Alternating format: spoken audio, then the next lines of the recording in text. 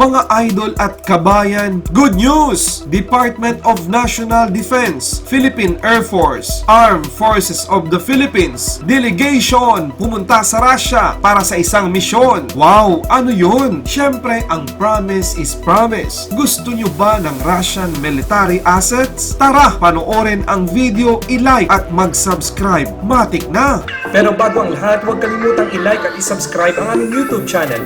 I-hit ang notification bell para kayo ay ma-notify sa mga bago naming mga video uploads. Maraming salamat! Sa Russia, isang delegasyon mula sa Department of National Defense at Armed Forces of the Philippines na pinamumunuan ni Department of National Defense Assistant Secretary Joshua Gaverza Jr. ang bumisita sa Russia noong ika-3 hanggang ika-7 ng Marso 2020 upang makipagtagpo sa mga opisyal ng SUBTITLE export at bisitahin ang Ulan-Uday Aviation Plant na may kaugnayan sa nakaplanong pagkuha ng Pilipinas ng MI-17 o MI-171 heavy lift helicopters. Wow, narinig nyo mga idol at kabayan? Sino ang nagsabi na hindi tayo kukuha ng Russian military asset? Well, hindi makakaila na maganda talaga at malakas ang helicopter na ito. Kayo, okay ba sa inyo ang hakbang ng ating pamahalaan sa pagkuha ng naturang helicopter? Mag-comment lang kayo sa video na ito. Ang helicopter ay isang multi-purpose aircraft na maaaring magamit sa mga labanan, search and rescue, pati na rin ang medical evacuation missions. Ang mga miyembro ng delegasyon na karamihan sa kanila ay mga veterano na piloto ng Air Force ay dinalaw din ang sentro ng pagsasanay para sa mga piloto at maintenance crew kung saan nagkaroon sila ng pagkakataon na subukan ang pilot simulator system na ginamit para sa pagsasanay sa paglipad ng sasakyang panghimpapawid. Ayos! Full force ang dala ng Pilipinas. Yan ang dapat laging handa. Subukan na yan. Kasama sa iba pang mga membro ng delegasyon, sina Brigadier General Rene Hunasan, Teniente Colonel Jezer Molve, Major Arvin Acosta at Kapitan James Estelades. Si Colonel Dennis Francis V. Pastor, Philippine Defense and Armed Forces to the Russia ay napadali ang pagbisita at sumali sa grupo sa mga pag-inspeksyon. Nakipagpulong din ang grupo kay Ambassador Carlos Soreta kung saan tinalakay nila ang posibleng mga defense and security cooperation activities sa Russia. Yan ang dapat abangan sa hinaharap, Pilipinas at Russia Joint Military Exercise. Ang unang batch ng MI-17 o MI-171 helicopter ay inaasahan na maihatid ng kalagitnaan ng 2021. Mga